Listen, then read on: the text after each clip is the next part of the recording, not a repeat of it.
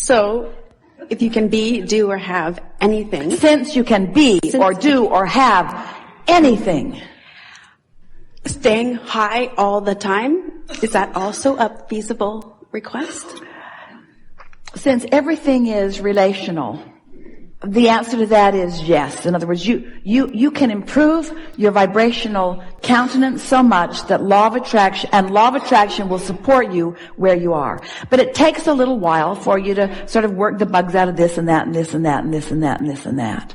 What it really comes down to is just finally caring enough about how you feel that your opinions about things are not so important. You've done such a comparative thing between yourself and others that almost all humans care more about being right than they do about being happy. Mm.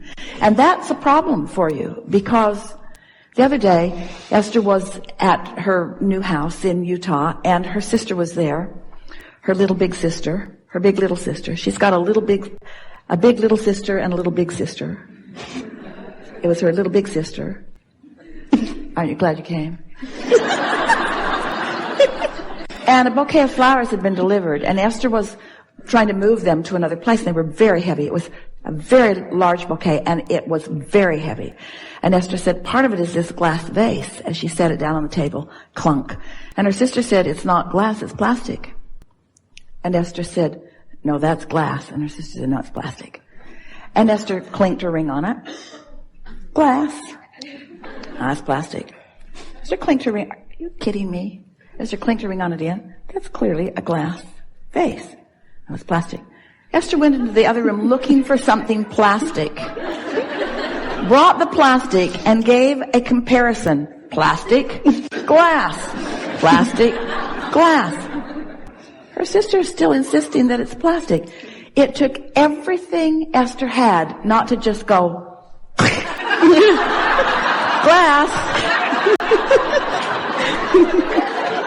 Sort of came to her, why did it matter? Why did it? And the reason that it matters to you is because you've been living life. You've been collecting data. You've been coming to conclusions. And law of attraction has been making reality out of what you believe. So you've come to believe that you are right. And there's this comparison about what the others are thinking and what the others are doing that serves you in the sense that it gives you the contrast and causes you to identify what you want. But if you could make this one decision today, I no longer care about being right, but I really, really care about feeling good. I care about feeling good. And then you just begin sort of sifting through things one thing at a time, one experience at a time. As you have negative emotion, and then you soften your thought until the negative emotion subsides. You make every situation unconditional, because alignment trumps everything. So you no longer care about being right, because really, you're not being measured against all of the other righters and wrongers in the world, and then you're being rewarded based upon your degree of rightness. Ooh, where do you get this stuff? You are pure positive energy, focused here and now, allowing a little bit or a lot of all that you are to explore and receive the perfection of this moment, you see. So what were you talking about? I think I got that. No, for sure. And in relation to that, that is a wonderful thing that I've been able to learn more and more through your teachings, letting go of trying to be right. But in one instance where it feels good to be right is when I'm in alignment. My decisions, for me, only me personally, they feel so right and it's so clear. Because what the true definition of rightness is clarity. Yeah. And what the true definition of clarity is alignment. And what the true definition of alignment is in sync with broader perspective, who knows the big picture, who knows the whole of everything. Yeah. When you've got that kind of clarity going on, doesn't that feel wonderful? Absolutely. Ambivalence is so annoying. Clarity feels so good. Yeah. Absolutely. Yeah. I love it. So, one question about, I have young children, and I'm wondering, I've been wanting to ask straight from you, there's a lot of to me, what I think I perceive as fear-mongering in the school about germs and hand washing and all that. And I would like to be able to share with my children the belief that germs are not what general society sees it as. Maybe that hand washing is a little over the top.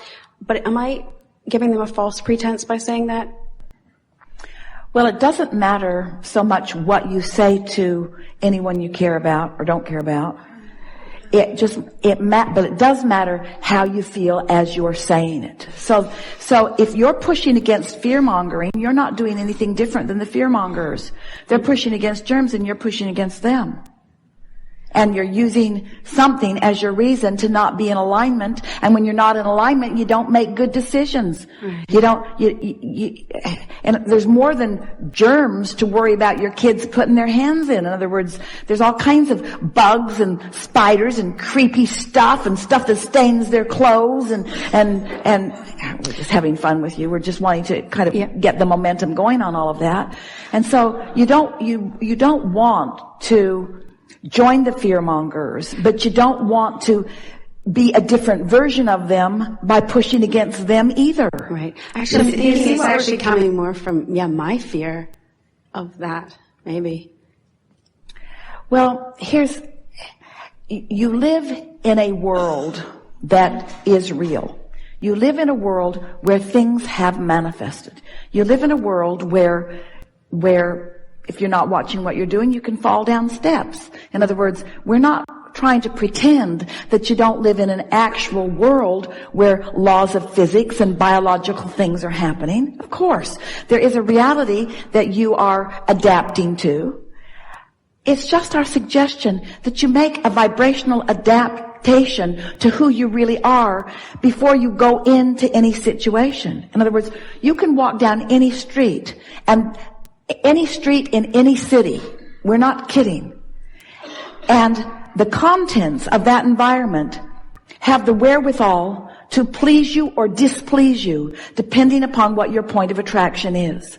Mm-hmm. So if you get too carried away with the fear-mongering, now you don't feel good anywhere you go. And everywhere you go, you feel like you're under attack. It feels like things are after you. When the truth of it is, nothing's after you. You just keep inviting things.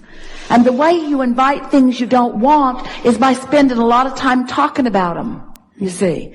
And so part of that's what's bothering you is that, so let's take the example that we gave earlier about when you feel negative emotion, every single time it always means the same thing. Your opinion in this moment is different than the source within you.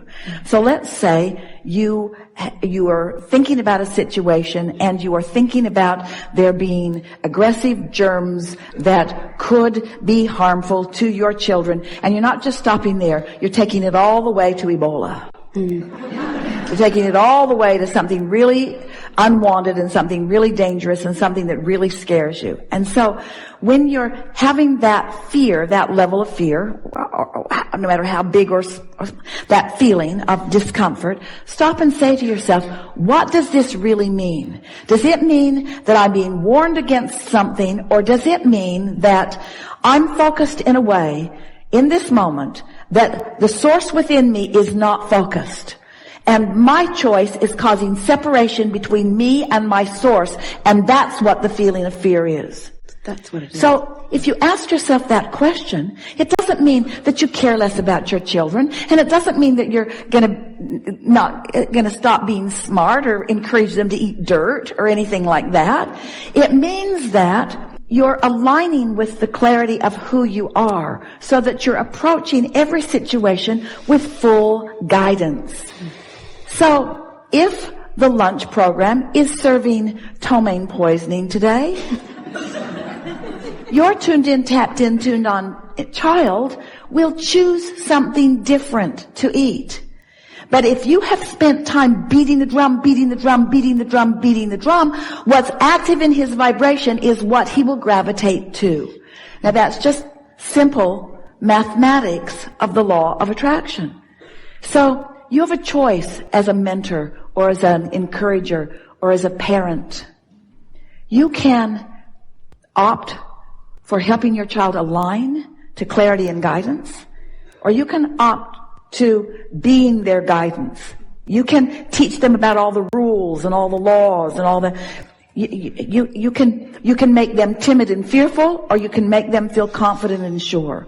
You can help them be receptive to their guidance, or you can help them be receptive to unwanted. You can't help them be receptive to their guidance unless you are in the moment receptive to yours. You cannot help them be receptive to fear-mongering unless in the moment you are receptive to fear-mongering. So you just want to figure out where you are and then talk to your kids. So again, I can't talk to you children. Why not? Because I'm not in the receptive mode. Receptive of what? Well-being and clarity and good ideas. Okay, they'll happily go somewhere else. But when you say, listen to me, did you hear what I said?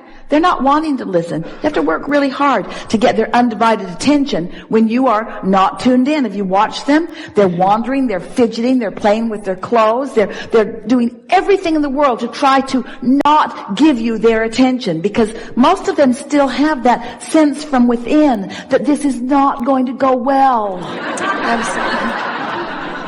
Absolutely. I see it. So any discussion that we have before the discussion about where are you in the receptive to source mode is sort of an unnecessary conversation, because you just twirl around in it. There are thousands upon thousands of books written in order to control behavior of others or even of yourself. And we say attempting to control behavior before you got a handle on what you're doing vibrationally, it makes for a lot of work. And it's why the effort factor is such a big thing in your society. Working way harder at living happily ever after than you ever intended. And the kids know it coming in, and they try to tell you every day, why are you making such a big thing about that? Have you ever heard your kids say that? Why are you making such a big thing about this? Because we've got a problem. I know, but why are you making such a big thing about this problem? Because I want to blow it up into something really, really, really big so that you'll understand it. But why are you wanting to make something that none of us want? Something that is really, really big. That's what the kids get. That the older you are, you don't seem to get, you see. You want to diminish things that don't feel good while you encourage things that do feel good. Right. It's so simple. Yeah. And really easy if you start with easy things. Don't start with hard things. It makes you defensive. Start with easy things till you get the hang of it. So basically relax and chill about it, and then they will not then set that into a vibration and attract that anyway. Do you believe that you have put the well-being of your children in your vortex? Right now, yes. Yeah. Do you believe under any condition that you care about the well-being of your children? Yes. Do you believe that in living life that you've created a vibrational reality that supports their well-being? Yes. Do you believe that your children have created a vibrational reality that is about their well-being?